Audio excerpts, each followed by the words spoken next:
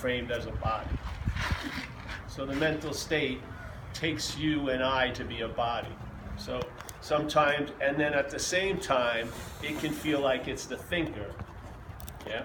So it's the subject. So it's the one that's doing, like thinking and feeling and seeing and hearing and tasting and touching. Yes? So this subjectiveness or subjectivity is also claimed. So the subject is claimed and is applied to the object. So the seeing, hearing, feeling, tasting, touching is the basis of all our day today. Yeah, we're seeing, hearing, feeling, tasting, touching, and then there's thoughts about things, and then feelings arise. Yes, all this is going on. It's the basic format of everybody.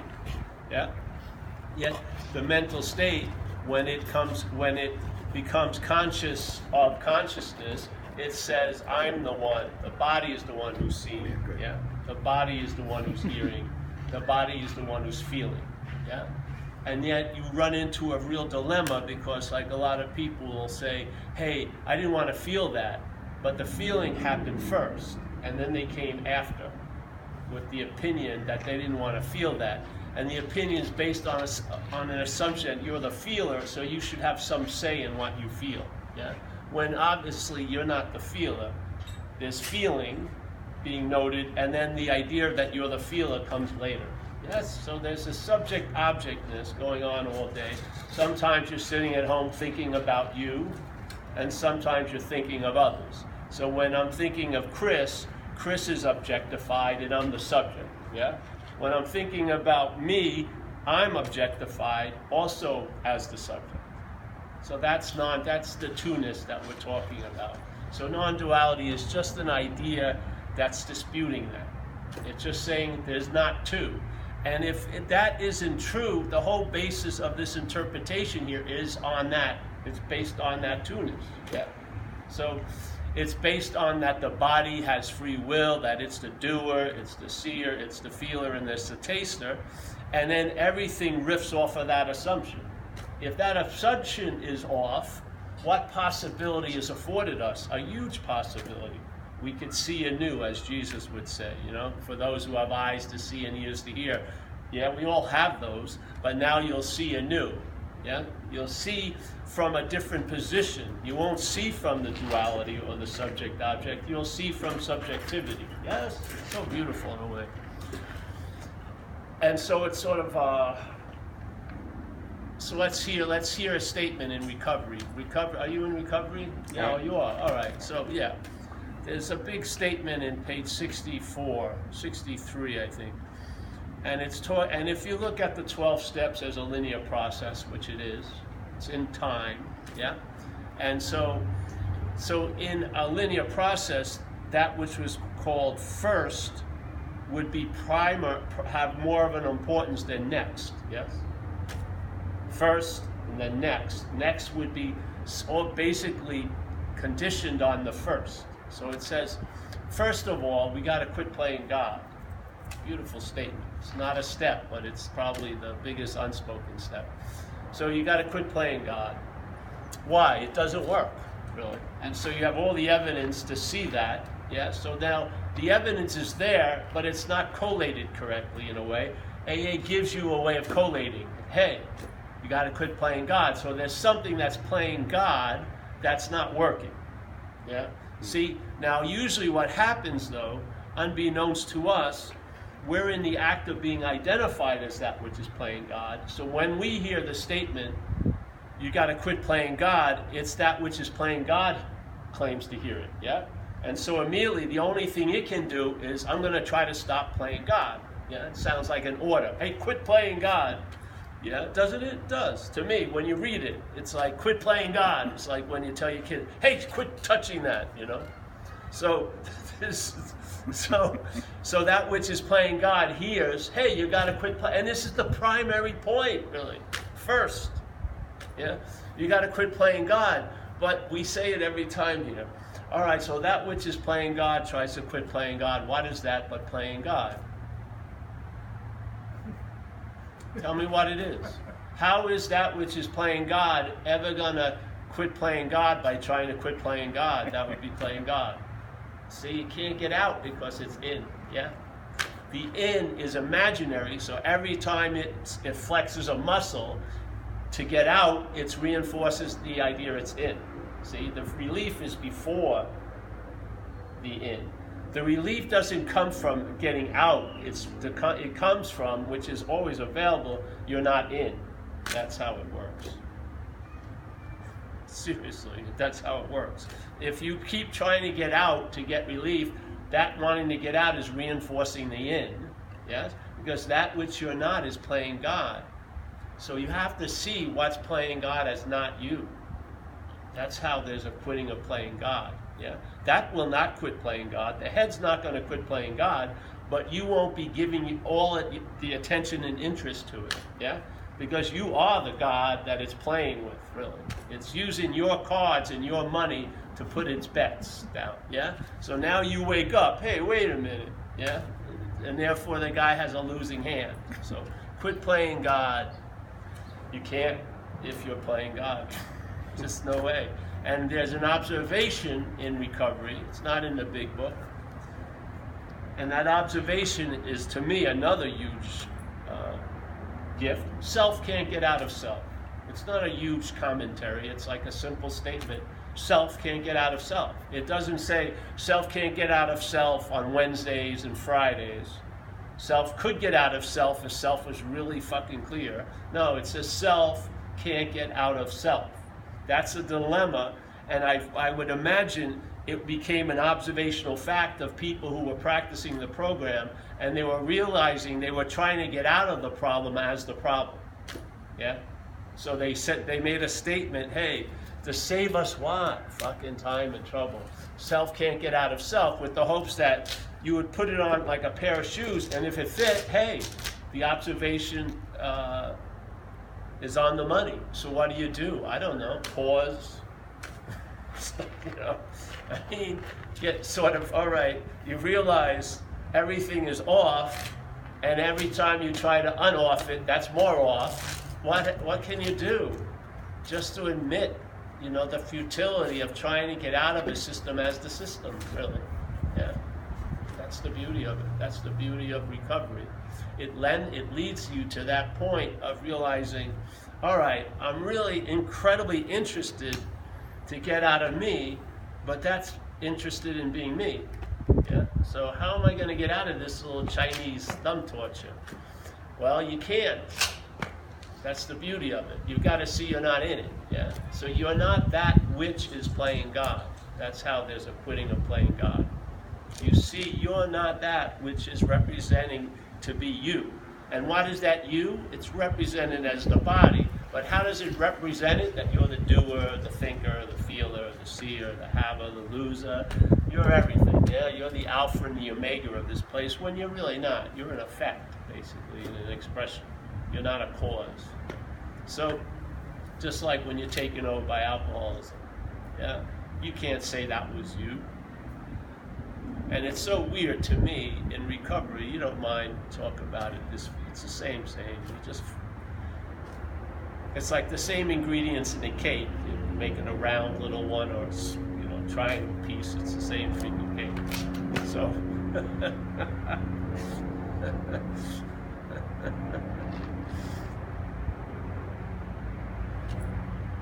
so my feeling about recovery is the real root of the problem is the act of being identified as a self. Yeah? And that self isn't, the body represents the self, but the self is the feeling of being the doer, the thinker, the haver, the loser. Yeah? It's the one that thinks it's conscious, when consciousness is way before the interpretation of life as you. Yes? Consciousness is, there's seeing, hearing, feeling, tasting, touching, and the claiming of that implies there's a seer and a seen, a hearer and the heard. It comes after. So basically when you were a kid, if you weren't in a violent situation, life was happening, you know. Hopefully you'll return to that idea. And then slowly but surely the brain got developed, and then it turned into life's happening to me, which is an interpretation, a self-centered interpretation. So all fine and good, but maybe there's other possibilities. Maybe you could look at life not from a self-centered position. Who knows? Now, you would think because it hasn't worked for many people, they've tried to move out of it. Yeah, they tried to get around it. They tried to transcend it. And people, some very smart people, maybe because they attempted the same thing, realized things that they were trying to share to other people that were going to come after, which is you can't get out of self as self. Yeah. So if you're identified as the problem, all your pursuits to get to the solution is a bigger problem. Well, who would have thunk? Yeah. None of us, really, until it lands on you, either through an intervention, or hopefully it's a softer, easier way hearing it as a message. And then just allow what's being heard to apply to your life and see if it fits. And if it does, it's not a call to arms, it's more of a disarming call. You'll see you'll get rearranged, yeah, without much thought or effort. Just like in a lot of the big book, when they go into the effects of entertaining some ideas, they talk about, the problem will not exist for you anymore. Fucking pretty high level solution. You'll be placed in a position of neutrality with no thought or effort on your part. That's basically how things go. A lot of things that are going to change are going to have very little to do with your thought and effort. Yeah, your thought and effort is just a demonstration of a willingness, and it's the willingness with grace that produces effects, I feel. So, but be clear, if you keep thinking it's the obsessions that are driving you crazy, well, the biggest obsession is the one who has the obsession, and you're missing that. So basically you're trying to cut the lawn every day and it keeps fucking growing because you don't realize you're the miracle grower. You're fucking just throwing the seeds out every day and getting a lot of pats on the back by cutting it, and you're playing this. It's all playing God, really, completely playing God. So quit it. You can't. Just see you're not that which is playing God. Where does that start? Starting to see the thoughts that's not yours, and especially that you're not the thinker of them. Please. Let's say if everyone had like a space helmet, and everyone would have the same narration, basically, a stock version of self-centeredness, and the only difference would be names. This would be called Bill, so the one who thought he was Bill would be quite interested in it, and this one would be called, the same system would be called Paul, and the one who thought it's Paul would be quite interested in that. Yeah, but basically there's just one stock version, self-centeredness. Yeah. All the selves seem to be different, but the system isn't different. It's just insane. And so even when you're at and tell me this doesn't happen, you're sitting at a meeting, especially in the beginning, you have a thick shell of terminal uniqueness. You think no one thinks like you do. What a fucking crock of shit. No one feels like you do. No one can understand me. And you try to pronounce that by looking different or whatever, but you're just the same fucking model with a different emblem on it. We're all Fords. We smell like Ford. We drive like Fords. Yeah, but it's on my Ford. That's what makes it different. So you're at a meeting, and so what happens at meetings in recovery? People share their thoughts, feelings, and their experiences and stuff. So after a few months, I could only come to two conclusions about the whole thing. How did these people get my thoughts? Or they're not my thoughts, because a lot of people seem to have what I call my thoughts, which would take away the my, wouldn't it? To have my seems to be an ownership quality. Yeah, it sounds like it infers that there's an ownership. But if everyone has them, how could I call them my thoughts? Really? Yeah. So this feeling of want to be so special goes into recovery. The same thought system that was yapping to you before you got sober is still yapping to you. The original dis-ease is the identification as being the doer, the thinker, the haver. That hasn't really changed. Consequences may have. Things have gotten better at a very small degree that looks huge when you've been in a really fucked up situation. But basically, it's like a football field. The cement has been grassed over, so it feels nice, easier when you get whacked and fall down. The game's going better, hallelujah. But wouldn't you be interested in seeing what the game is, really? And you're rolling it? That's what it sort of calls us to do in recovery. It says, hey, you got to get down to the exact nature of the wrong. What's the exact nature of the wrong? What's the exact nature of the wrong? You describe it to me. You can't describe it to me, you probably don't know it.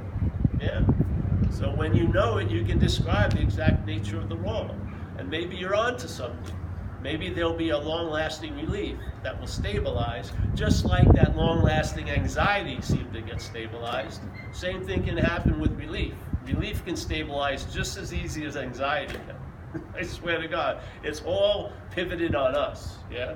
So if you're entertaining your thoughts as yours and as real and this and that, you're going to be a fucking anxious mess. Because you're going to be totally, totally dominated by what's not happening, really. You'll be here, but you won't seemingly be here because your head will be in yesterday and tomorrow. Yeah, and so yesterday and tomorrow will be the biggest influence in today. That's insanity to me. That's just total, like, common sense, 5-year-old looking insanity. You know, I'm here, obviously. Why isn't there an immediate response to that would just sort of just rest and be the foundation? I mean, it's not difficult to recognize here. You're here. Yeah. It's very difficult to recognize what's not happening. That's why you can't really help people in a lot of ways, because first of all, you don't know what the fuck they're talking about, because it's not contagious, really. They're in their own little porno theater, but in their porno theater, August 5th is more important than July 20th, and they're in July 20th. That's insane. Yeah, for another day to dominate today is insane. And how can it possibly happen? It's not the day, it's not next week that intrudes on today. It's my entertaining next week that allows it to intrude on today. I have a big role in it. Yeah, I'm giving everything all the meaning it has. That's a pretty interesting thing to see. Yeah, that, hey, wait a minute. So like in AA it says we manufacture our own misery. I don't believe that. Don't. I think that our facilities are used to manufacture misery. I believe that. I don't believe we manufacture misery. I believe we have all the materials and the tools for misery to be manufactured, just like happiness and joy, really. But what's taken over the factory likes to manufacture misery, and basically, we think we're that which is taken over the factory, so we think we're doing it. We're not doing it. It's happening through us, yeah? Because you can manufacture happiness just as easy. You think it's all the manufacturing equipment can only produce one product called misery? It can manufacture beautiful shit, tons of stuff. It can manufacture, it's not the machinery, it's what's directing the machinery. And we've been infected by a parasite, in a sense, that talks to us as us. We think we're it. So we're defending it. We're defending the right to have the misery it manufactures. It's insane to me. And then we try to share it with people constantly, by phone calls or texts or whatever. Let me share my misery with you, and then you'll share your misery with me, and we'll just be a conglomerate of manufacturing misery. When all that equipment and the site and all of it, all the conveyor belts, everything can manufacture other fucking things. Let's say like what? Serenity, peace. You don't even need to manufacture that. It's available. It's a natural resource. It's not something that's manufactured. You don't want to make peace anything else. You just want to keep it as it is, yeah? And all you want is the ability to enjoy it. What's causing you not to have the ability to enjoy peace? It says it right in the book. You will be able to enjoy peace of mind. What's causing you not to be able to enjoy peace of mind? If you can enjoy peace of mind, it's an ability. Why isn't it being fucking exhibited? Something must be happening that's causing us not to be able to enjoy peace of mind. It says we have the capability. What's causing it? find out. It doesn't say get to the exact nature of the right. It says get to the exact nature of the wrong. See, you've got to see what you're not. And then see it and call it exactly what it is, which is it is not you. And in seeing it, you'll lose interest in it. Yes? You'll lose interest in what's playing God. You'll extract the God juice it's using that we're giving to it. Yeah? It will be extracted, and then it will be like a little paper tiger. So that thing that used to be so serious, like CNN all fucking day, will be seen as Comedy Central, basically. You'll find great amusement in watching it when it used to put you in so many contortionist yogic postures. Now you'll find amusement because you're not being put into those postures anymore. That thing, you're not being used to manufacture misery. You're being used to manufacture a sense of service, being available, being present, yes? That's what you're being used for. That's all that we are. And that's the whole thing of recovery, is how to be of maximum use. You've got to fucking realize that Uncle Ted that's running the factory has no fucking connection with you. It's like a false nepotism. The resentments aren't yours. The fears aren't yours. They're what it manufactures. It says it so beautifully. It says being convinced, which means a present tense state. Being convinced. Now, of what? That self has defeated us. That's the fucking point. All right? So I am convinced that self has defeated me. How did it defeat me? By its manifestations through my life. How does it have so much sway and influence in my life? Well, that's interesting. I'd like to find that out. Well, this is the knowledge. Instead of self-knowledge avails you nothing, knowledge of self is fucking valuable. You'll see what you're not. You're not that which you're taking yourself to be. The allegiance will be broken. There can be a new committee that runs the factory come in, and maybe you'll like the products that are being expressed and produced through you better than the ones you did in the old way. And so what happens? You'll be given a way of life. It'll keep that factory open. And then more and more and more, the tree will be emphasized by the fruit it gives. You'll be traveling lighter. Yeah? I mean really lighter. Basis lighter. Not lighter based on this thing playing God and saying, oh, I'll give you a couple hours today. Yeah? No, not like a leash, not like a dog who gets a couple more links on the leash and then thinks it's doing great. I mean a free-range alcoholic lighter. Yeah? That the problem doesn't exist for you right now. And that's the only point where you want that to be true. I don't care if it didn't exist for you yesterday, or you hope at the retreat it's not going to exist. Does it exist for you now? And if it does, I bet you it's existing as you, to tell you the truth. So the non-duality is just it's just much more illumination about these ideas. That's all it is for me. To me, I have a way of life. I have a path of illumination called AA. What non-duality does is illuminates that path even more. It does, because it reveals that I am the light that I have been using to seek for light. I am that light. Yeah? It tells me I am what I've been looking for. It doesn't tell me now you're going to have the ability to finally see what you're looking for. It says I am what I'm looking for. Like St. Francis, what's looking, not who's looking. What's looking is what you're looking for. That's St. Francis' message. Yeah? It doesn't say who's looking, because if it was a who, the who would probably have to jump through 800 requirements, it will always be having to be vigilant because you could fall out of not being what you're looking for. Based on what? It's head playing God. Yeah?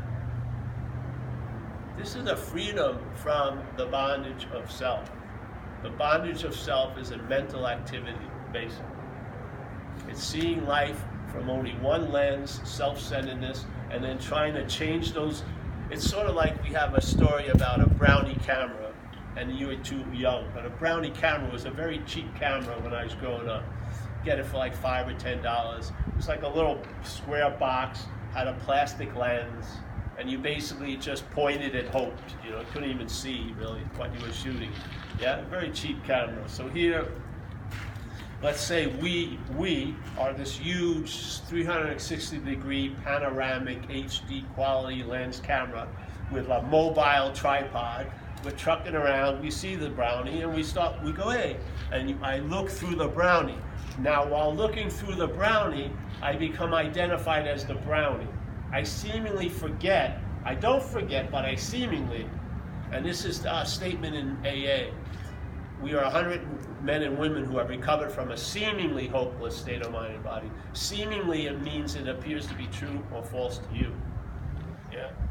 It is not a hopeless case of state of mind and body. It's a seemingly hopeless state of mind and body. We're giving everything the meaning it has. So the word seemingly is probably the best word to explain what's happening here. Because seemingly, that was the worst thing that ever happened to me. Then after a few years of AA, seemingly, it's now turned into the best thing that happened to me. Was it the worst thing, and then it had this huge trend? No, it was how I saw it, basically. Yeah. So where was I with the seemingly?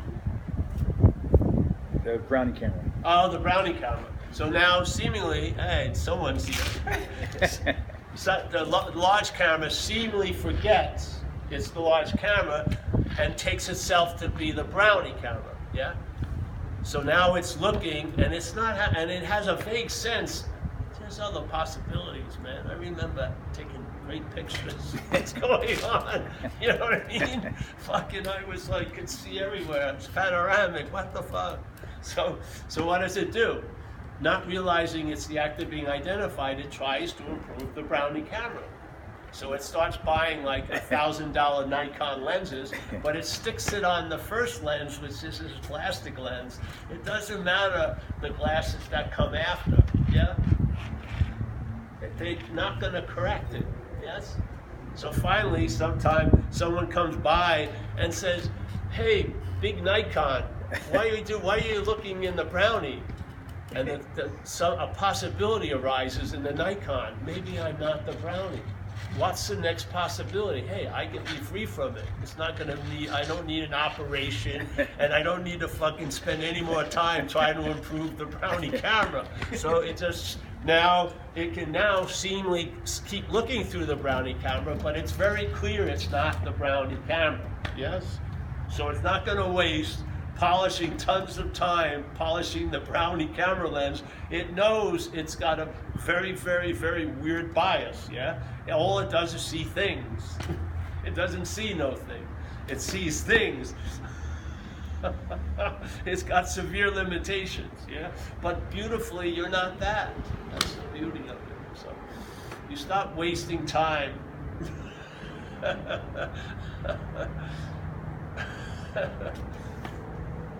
This is the easiest, softer way, seriously. I mean, I'm 31 years sober. That doesn't mean anything. But it's provided a long, long time to be traveling lighter. To the point, even this brownie camera can realize something is doing for it what it can't do for itself. Very clearly, yeah?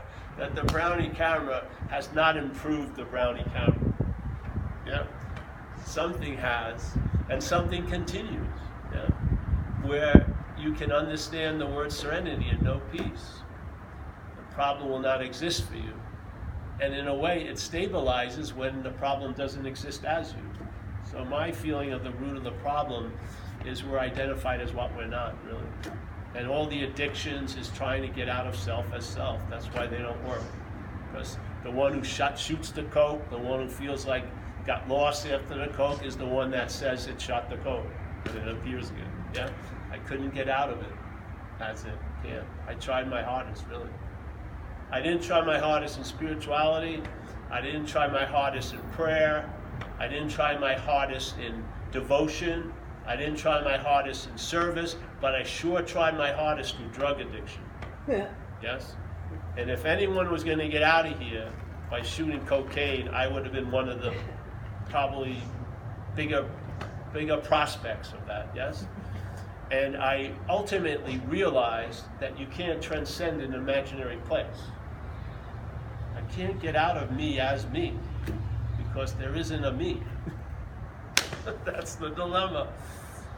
So And I would compare my devotion to that way of life, drug addiction, to any spiritual way of life. And I have the same feeling that they'll all fail, because you are and I am what we're looking for. So the looking for it sort of blinds us to that, to tell you the truth. And yeah, so I was just reading this thing from Ramana Maharshi, a great master, passed away in the 50s, where he's trying to get something across, like everyone.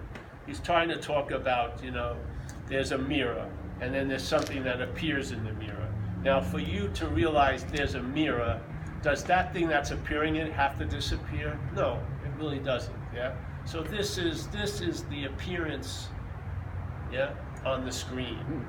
The appearance doesn't negate the idea of the screen. It's inclusive. The screen is actually the basis of all appearances, yeah? So the idea that the appearance continues when you realize the appearance stops completely when the screen is realized is not true. Yeah, the movies will keep appearing on the screen. Now, are they affecting the screen, or have they ever affected the screen? No. Probably the smallest investment a movie theater does is the screen. So you could probably have one screen for 50 years, yeah? Yet it's held 800,000 movies. And not one movie, not one genre left an impression on the screen. That's sort of what we're like as mind, as spirit. And then there's the appearance of us as these characters. And this is a very interesting event because it's of time. Yeah? So it ends.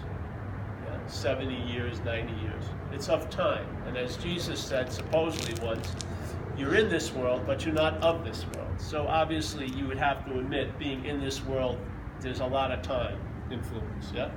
And therefore, if you take it in this way, he's saying you're not of time. If you're in this world, it's of things, yeah?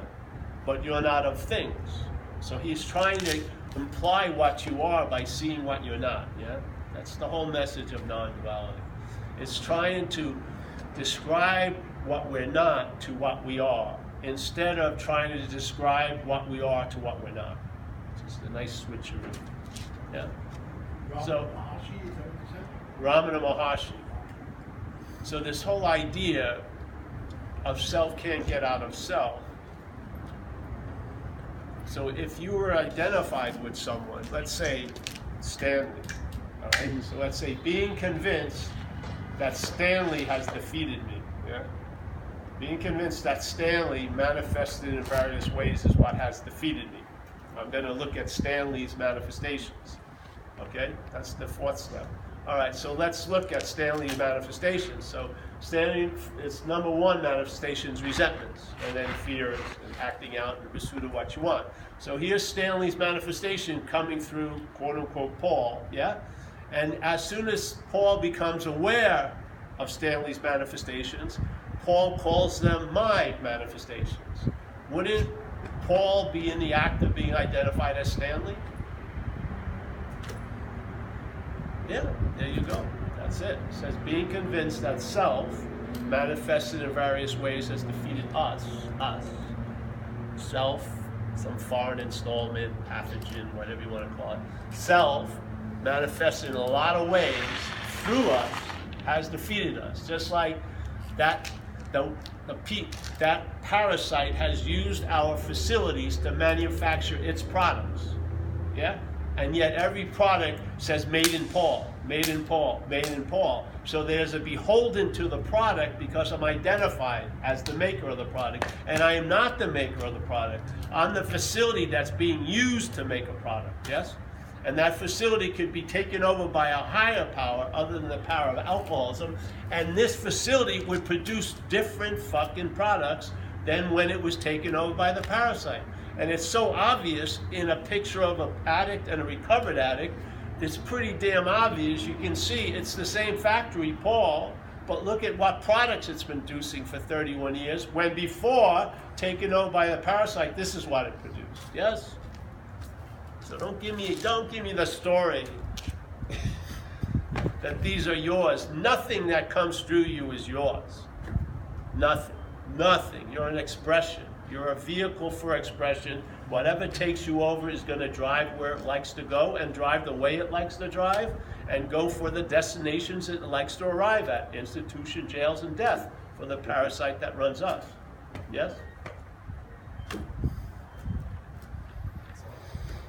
If you see it as something foreign to you, the possibility of being free from it is available. If you keep seeing it as you, you're going to be looking for freedom for it the rest of your life. And that's a form of slavery. Literally. It's a form of slavery. You'll be constantly looking to feel different, to feel better. It'll have you completely, because it's of agitation and it begets agitation. It wants you to be agitated about your spiritual condition and fucking everything else, because it feeds on agitation. If it's confronted with stillness, it's not there. Yeah, it has to appear through agitation, and that's what it's provoking in us completely.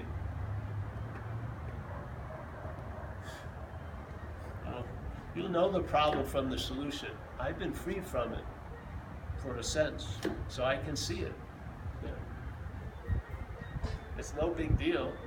I mean, you have the ability to see, but you can't see what you think you're looking from. But if you see it as an activity, there'll be a sense, I'm not that, and that's what happened with me. My 8th and 9th year, I was going over that statement, self can't get, manifests in various ways, and I saw self as foreign to me. I didn't see it as ego, I saw it as foreign, completely foreign pathogen. And suddenly, I saw that, and then the next possibility is I can be free from it.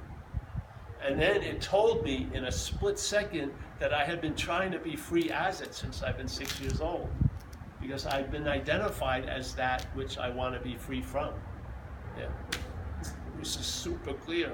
Better than any classroom fucking seminar I ever had. It was like whack. But first, I had to see I'm not that, and then I saw what it was like to try to be free as it or for it or through it, and it's fucking slavery. Complete slavery. Yeah. So I think it's great news. As they say in the gospel, is good news. It's great news to me. Can you imagine if you're the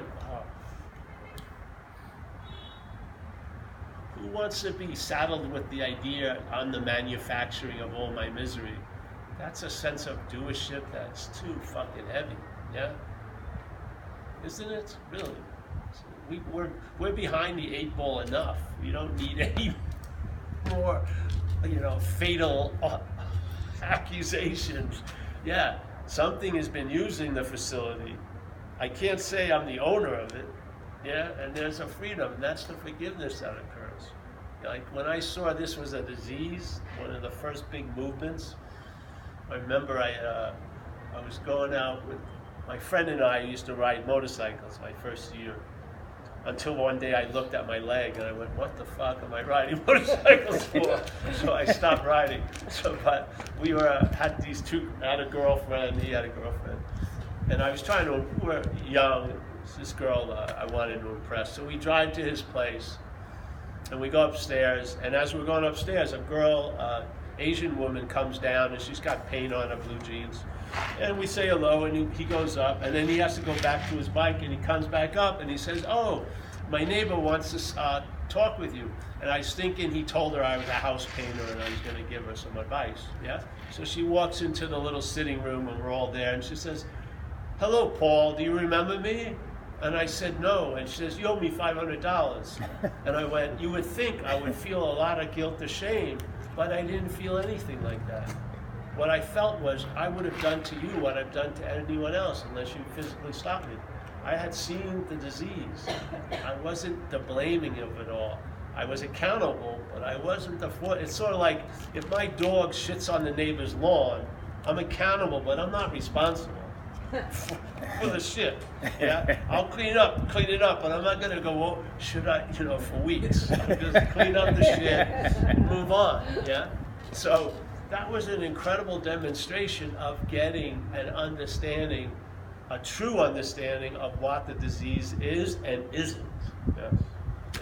So I hope it's helpful. And, you know, you're in my tribe, and as you know, there's a lot of suffering and a lot of fucking mental anxiety. People are living a lot of days in this day, really, you know, and it's more than there's more than enough. This day can be in such a loving way demanding because there's so much to see and hear, feel, taste, and touch. It can be completely occupied here just today. You don't need tons of narrations about better days or worse days. You just can be here. But how can you get out of that which you're not in? You have to. This is a different kind of message. This isn't saying you fucking gotta work. I'm saying, why not ask who's that you? All right, well, that's it, I think. Any questions today? No? Yeah? When we use the word parasite, it's really good, but, I mean, also my mind goes to a place like, oh, you gotta do something about the parasite, but you don't really, right? No, and you're not that, you see. When that thing, it assumes it's you talking. So when it says, I'm gonna have to do something, it suggests that there's a you that's gonna have to do something. You're not seeing the manufacturing of the misery. See, once the cup comes out of the kiln, it's a cup, yeah? Now it's about, it's all skillful means after that. You wanna see, you're not the cup, yeah? So that which is talking as you, oh, I'm gonna have to do something about that, that's not you saying a fucking thing. You haven't said a word to you, ever. You're just what you are. You're being what you are, and then there's thinking about it, yes? The thinking is not of you, nor are you a product of it, yeah? You're before thought. What do you think the pause is? Does it say pause? Does it say pause is the greatest thought? No, pause in recovery is a thoughtless moment, yeah? The thoughts are not the supreme director. You're just there, and you're always there. The pause isn't something that infrequently happens. It's inferring what's always happening. What's always happening, you would call it a pause as something that's so agitated. But it's stillness. Like there's an old thing out of the Psalms, I just bought it at a thrift store, a plate. It says, be still and know that I am God. Be still. That's our inherent nature. It's not like another order, be still. We're not talking about that which is agitated. See, you're not that which is agitated. And that's what your being is. It's still. Yeah. So you've already fulfilled the requirement of knowing God. Be still, all right, and know that I am God. Yeah, maybe, yes. So there's really no parasite. No, it's an imagery. Yeah. There's no parasite. You're trying to provoke an image because images are better than words for communication. But in this case, if the act of identification is the working activity, then you gotta show that which you are identified as foreign, so your mind can see it as something other than you. That's all. It's a gimmick almost. It's like a trick. So the mind suddenly, instead of looking from this, it sees it. Wow. This affords a huge amount of possibility. This doesn't. Looking as it doesn't afford much possibility. I will be okay. Or memories I was okay. But the okayness isn't available now. This affords a lot of possibility. Hey, I may not be that. Yes. And then what? I can be free from it? Yes. If you're not that, I can be free from it. And then you'll see, maybe you've been trying to be free as it all these years. And where has it gotten you? Fucking crazy. People are fucking, if they're obsessed about one thing, and then you go to spiritual groups, people are obsessed about the word enlightenment, and enlightenment means cessation of all suffering, yet how we're using it is to provoke suffering. So unbelievable. So here, the factory gets an order, enlightenment, sensation of all making. Then it makes something out of it to produce suffering. Isn't it mind-boggling? Enlightenment, all right, everything, no more, no. Oh, I'm not enlightened, I've got to get, it's, yes. Anything that the agitation claims, it will beget agitation about.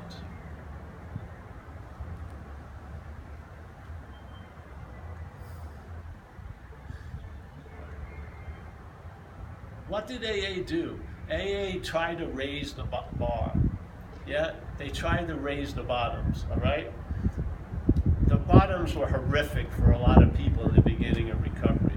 One of the most compassionate drives of AA is trying to raise the bottom so people that come after don't have to go through what so many people have gone through. Ultimately, they may have to, but that's one of the intents of recovery, is to share about the disease we share so that the person can identify and not stop there. So it's not like this. I'm not alcoholic, and then I'm an alcoholic. There's a third step. I'm not an alcoholic, so you're trying to deny something and you're making it more and more real. Then AA finally allows it to land. All right, I'm a fuck up. I'm an asshole. I hurt people. I did this. Yeah? But there's a third step, and I'm not that. Yeah? Now, a lot of people are stuck in the first two. Yeah? I wasn't that all right. I finally own up to it. I see my role in things. But there's another. You can take it. So, boom, yes, I am that. I feel it completely, and I'm not. That's the beauty of it. We're not being offered the third option in a lot of cases. Yeah? And I got one more thing that I have you as intent listeners. This is amazing phenomena in community. All right, people get the idea of a higher power, and it's beautiful. So now things are happening, good things, and they're just praising the higher power. They're very clear that they have nothing to do with it. It's grace, and yes, and they have the ability to live from there. Yeah. So something's doing for me what I can't do for myself. But the same fucking thing was happening with the previous God, the parasite. Yeah. Things were happening that you would never have done by yourself, came through you. We're still claiming all that shit. Yeah? We're still claiming, we don't I don't understand. We have the ability to see something is doing for us what we can't do for ourselves, and see something did through us what we would have never done as ourselves. Why don't we apply the same thing? Because the parasite's still hiding completely. Completely. We still have guilt and shame about all the shit we did under the influence, but now we're not getting prideful by all the shit that's under the influence of the higher power. We're open to that, but we're not applying it to before.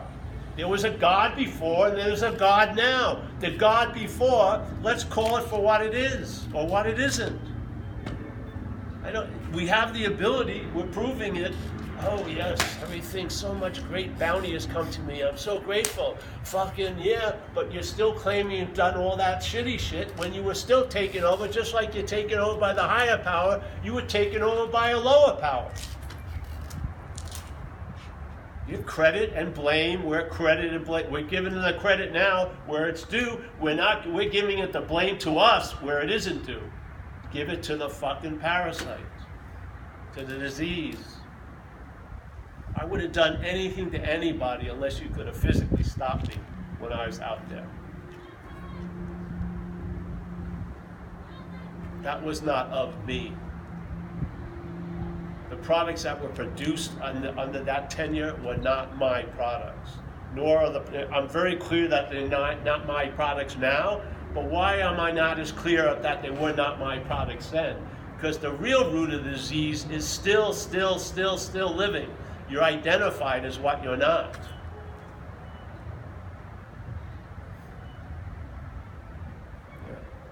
Well, it's weird how that shows up too.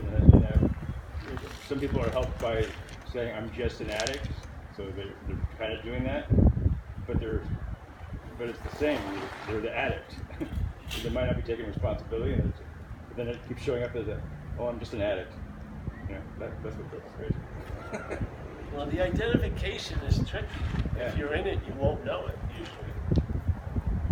have to either get a whack or you got to hear about it or something. Because even if you're in the business of looking for a spirit, you'll be blind to it a lot. Because I was, and I did a lot of quote unquote spiritual practices. And this idea never dawned on me until it was laid on me, really. Until I heard another possibility. And then my mind gravitated toward that and entertained it, and things started to shift and change without any thought or effort on my part. I was just a beneficiary of it. Yeah. Yeah. And then I knew the problem from the solution, which was awesome, because I was tired of knowing the solution from the problem. So, yeah.